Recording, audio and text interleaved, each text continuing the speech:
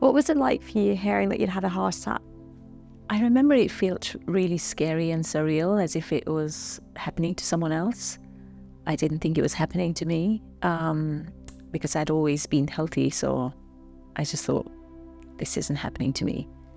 What was it like being away from us for the first time in hospital? I remember feeling scared and nervous being away from all of you, and especially you because you were only 5.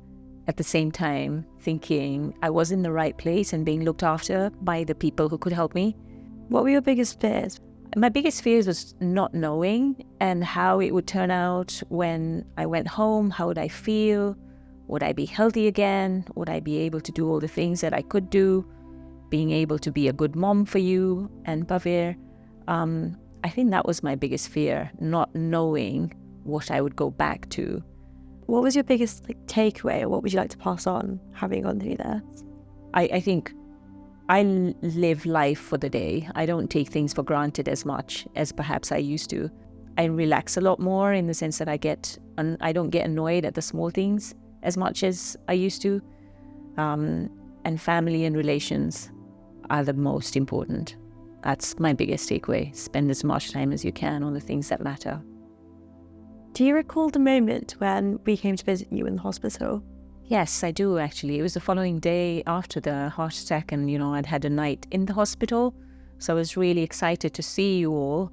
And I was happy that whilst I had been told I'd had a heart attack, they had put some stents in me and they'd said, that was the best possible outcome. So I was feeling more positive than I had the day before.